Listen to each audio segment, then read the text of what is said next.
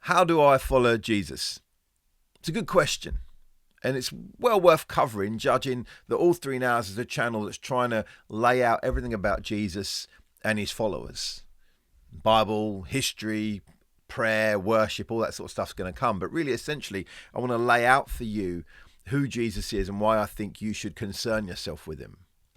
If you spent any time around Christians, you've probably heard them use the phrase of themselves being followers of Jesus. They might say, I follow Jesus. I gave my life to Jesus. I surrender my life to Jesus. What does that mean? It means that at some point in their life, they came to the conclusion that Jesus was real. And not real in the sense that Henry VIII was real, not real in the sense that Einstein was real, that your grandma's real, that the table is real, but in the sense of he was a living person from 2,000 years ago, and based on their understanding of the crucifixion and their belief about the resurrection, they believe he is a living person still. Then in a very real sense, to follow Jesus is not to follow just a moral framework to hang your life upon a set of rules and guidelines, but it is actually to interact with someone who is alive. That's the claim of Christianity. That's the claim of Christians.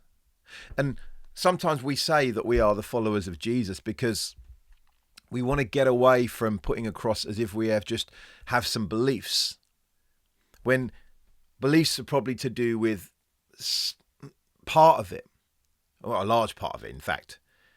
But we would try and frame it more as relationship. You can believe in a historical figure, you can believe an event in time past, but you can't have relationship with it.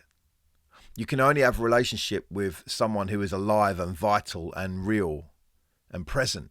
That's what Christians believe. We believe that Jesus is real and present and alive. So we say that we are the followers of Jesus, that we are the active disciples of Jesus, because we hold it as completely true that he's risen, that he's with us.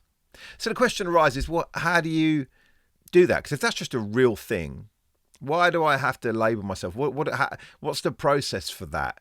Why does my believing in it and saying it make it any more real if it's real?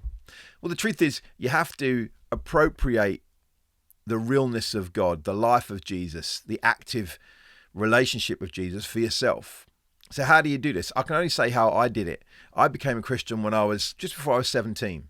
I had found a Bible, an old King James Bible, very confusing language Bible for me, and I'd begun to read the Gospels and some Psalms and Proverbs, and I began to pray because it seemed real to me. As I read it, I was just transfixed with this figure of Jesus, and I began to pray, and I'd come across things in the Gospels where Jesus would say, if you want anything, ask for anything in my name, and my Father in heaven will give it to you. And I began to pray, and I got things. I got jobs, I got cars, God would do things, come into my life in unusual ways. So I began to speak to Jesus as if real.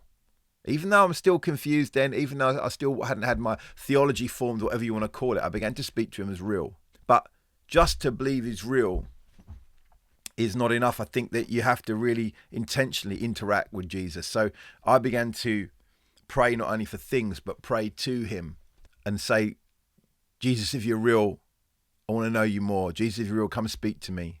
And I would have dreams and I would have moments and I'd feel God is talking to me.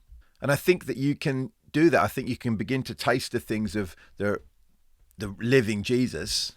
But I think even then you can still not actually be a follower. You see, to follow, if we keep it in its simplest form, is you are after someone. Someone is walking in front of you or beside you, but somehow you are along the same course with them. You're following them.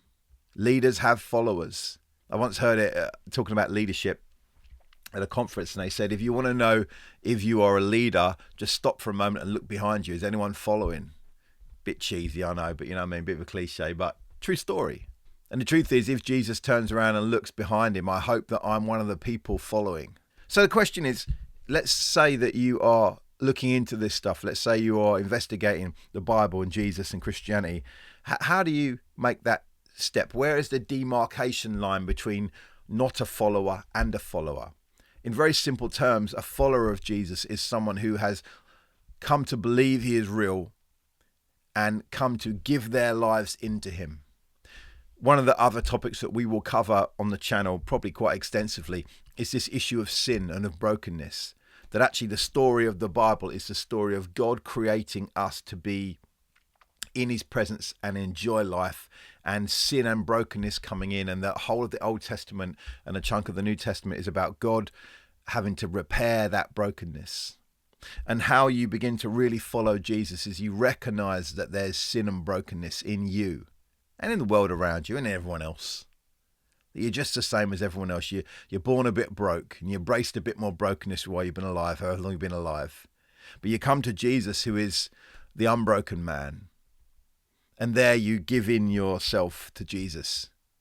For me, that was praying at the back of a church with a girl I didn't know and an alcoholic guy suffering in his life, struggling, and praying a really simple prayer. And it was Jesus.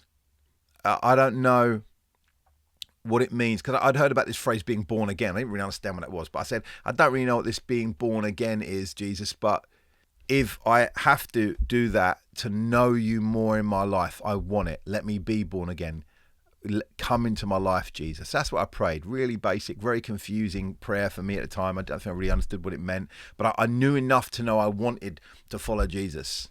And what began just before my 17th birthday has been a roller coaster ride that has led me around the world and in and out of jobs and relationships and trouble and good stuff and blessing and hardship. And I wouldn't swap a day of it. So how do you follow Jesus? Speak to Jesus for yourself. Invite him into your life. Lord, come into my life, show yourself. Read your Bible and listen as you pray. Whatever you see to do or hear to do, do it. And at a certain point, come to some conclusion about how broken and sinful and cracked you are at your base, and hand yourself into Jesus. Give him what's broken of yourself and receive fullness from Jesus. That's how you follow Jesus. We'll no doubt cover this topic a million times on this channel, but that's enough for now. See you on the next one. Bless you. Take care.